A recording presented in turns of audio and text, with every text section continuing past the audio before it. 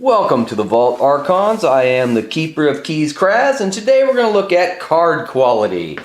We're going to be comparing Keyforge to Dumpster-fire and Translucent. And so let's take a look at them. If I sound a little bit biased, it's because, well, I've looked at the card quality and, well, let's just say that the latter two, the card quality is quite terrible. And I'm very, very disappointed in it and will not be buying any of their products in the future.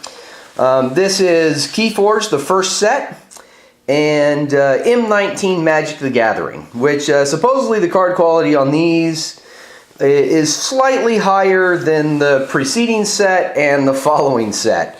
If you are considering buying Dumpster-fire products in the future, I would definitely suggest that you avoid them. Collectability-wise, they just don't have any real collectability to them. Part of the reason I would say that is the quality is terrible. So let's actually take a look at it and see what we've got. So first we're going to turn this up. I took this out just a little while ago, and I said I'm gonna smash that together as best as I can. And so there you go. You can see the separation in the cards. Here, let's push that back together again. And so no matter what I do, these cards are separating. And they really curl. Like if I let the deck kind of loosely there, it just comes apart. These are relatively new cards. They have not been out of the pack long. I've kept them all smashed together inside of one of your regular storage containers for cards, and the card quality is just terrible. I really can't say anything good about it. Also, the evenness of the cards is a little bit hard to say, but generally speaking, it's okay. But they definitely have a lot more miscuts inside the set, and I've opened a good number of Keyforge at this point, so I can tell you that there is not an incredible amount of miscuts inside the set. So let's just take this one. Let's just turn it up. I'm not even going to bother smashing it together. There's really no point. These cards are incredibly crisp, incredibly clean. This is one of the first decks I opened. Whereas Dumpster-fire cards are sitting there curling as they sit on the table. Literally the deck has been separating since I pulled it out of my box. These ones have not changed basically at all. The edge on these are incredibly smooth. I mean, it's just, I can't tell you how well those cards are cut relative. So also the other thing I've noticed as I take these cards, and if I press them down next to each other and I check the deck height, they're about the same. They're really an identical thickness. There's no real difference between the two. So the cardstock thickness should be about the same.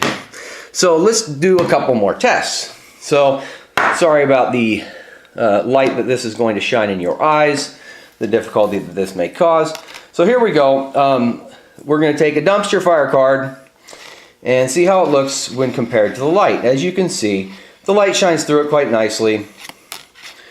You know, as you'd expect. So now let's take a Keyforge card, and as you can see, the thickness or the core of these cards is significantly better. These cards just do not have the light shining through them the same way that Dumpster-fire products do.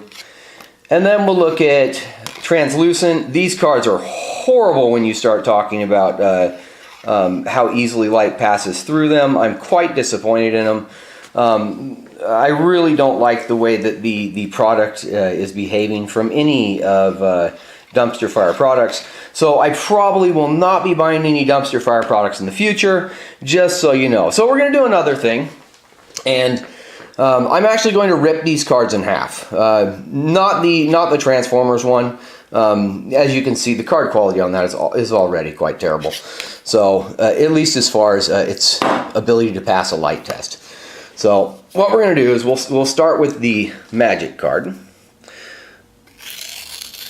And as you can see, it's got a slight blue core to it. It looks like maybe. Mildly, there's a mild blue core there, but they've definitely saved some money on it. I don't really know what I'm going to see when I rip a Keyforge card in half, because I've never done it. As you can hear, it's considerably thicker. Now, I don't think I see a core. Oh, there we go. There's the core. Now, you see how thick that core is relative to Dumpster-fire? Now, I would say that this really is the reason. The card quality difference between the two is incredible. And so that's really that. I would not suggest buying Dumpster-fire products in the future for investment reasons or for collectible reasons. They just are not going to hold any value. Dumpster-fire products are terrible, and they're well known at this point for terrible card quality and not really caring about their player base as far as putting out a quality product. They're really just trying to milk people. Whereas Keyforge, the card quality right now is good, and the company seems to really care about its customers. The only complaint I really have so far is just the way that the box got shipped, but I'm pretty sure it just got rolled around, but nothing was damaged when I got it. So there you go. Card quality comparison, done.